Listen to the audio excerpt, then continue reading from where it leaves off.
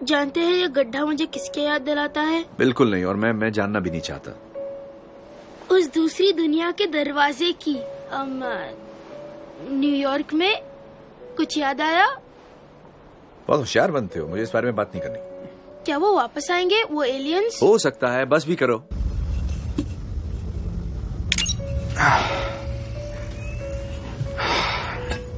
यौन है, चलो शुरू से शुरुआत करते हैं। कवच के अंदर एक घमंडी आदमी, उसे उतार दो तो तुम क्या हो? तो तुम्हारे पास सब कुछ है पर कुछ भी नहीं। खतरा हर वक्त हमारे ऊपर मंडरा रहा है और मुझे उस एक चीज को बचाना है जिसके बिना मैं जी नहीं सकता, और वो तुम हो। अगर आपको मेरी परवाह होती ना तो आप यहां होते। हाँ, मुझे परवाह है। तो सिर्फ मुझे यकीन था तुम पर, जबकि सब मुझे पागल समझते थे भरोसा करने के लिए एक 14 साल के बच्चे पर। मैं 15 साल का हूं। बस बकवास बंद करो अपनी, बहुत सुन ली मैंने तुम्हारी। अगर आज किसी की जान चली जाती तो कौन इसका जिम्मेदार होता? सिर्फ और सिर्फ तुम। और अगर तुम्हें कुछ हो जाता तो उसके लिए मैं जिम्मेदार होता। मुझे कुछ ठीक नहीं लग रहा है और मैं इस वक्त उसके लिए तैयार नहीं हूं। डरो मत। पता नहीं क्या होता, कुछ नहीं पता। मैं मरना नहीं चाहता मिस्टर साहब, प्लीज। मैं मरना नहीं चाहता।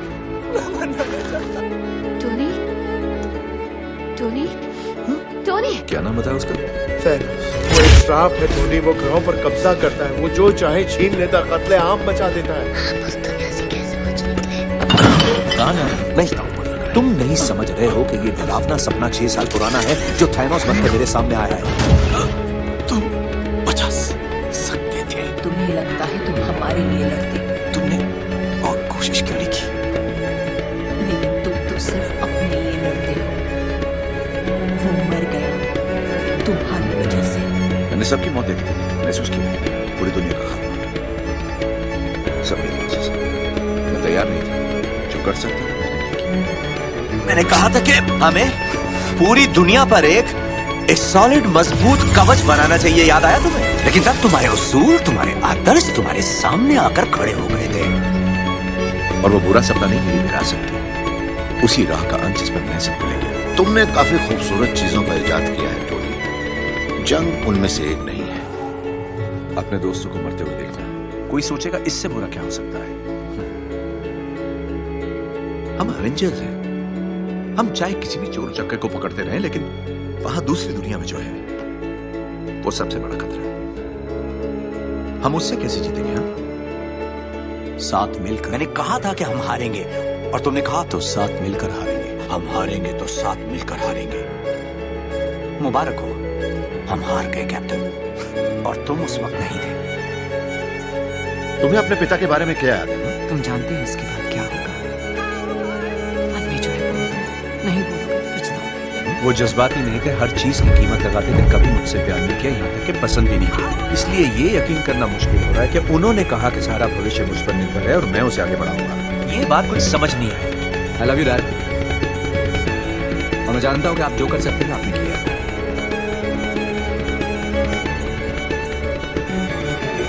टोनी, ये एक्सपो मॉडल मैंने तुम्हारे लिए बनाया, और एक दिन तुम्हें यह एहसास होगा कि ये महज चंद लोगों के आविष्कार नहीं है, ये मेरी सारी जिंदगी की मेहनत है, और ये एक नए भविष्य की शुरुआत है। तुम जानते हो मुझे, पर तुम एक दिन जरूर समझोगे। जानता हूँ। ये एक तरफा रास्ता है। ज्ञान का श्राप सिर्फ तुम्हें नहीं मिला है। मेरा श्राप सिर्फ तुम। और जब ऐसा होगा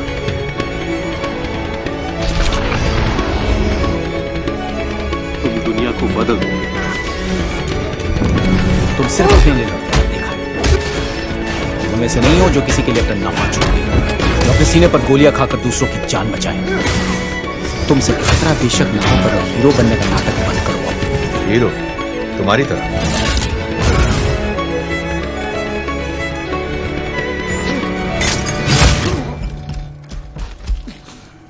अपनी जिंदगी बर्बाद मत करो स्टार्क। मान गया तुम्हें स्टार्क। जब मेरा काम हो जाएगा तब आधे इंसान ही बचेंगे। हम जीत गए। सर जी, हमारी फिक्र मत करो, उम्मीद है वो तुम्हें याद रखें।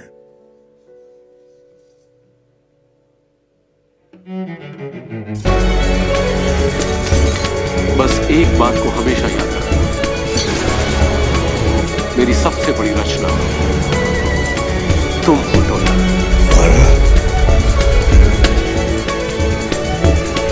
अगर इसका कोई मकसद नहीं तो शायद मैं जिंदा ही ना हूं।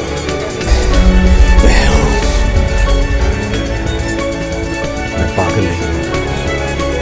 मुझे पता चल गया है कि मुझे क्या करना है, और मैं दिल से चाहता हूं कि मैं सही है।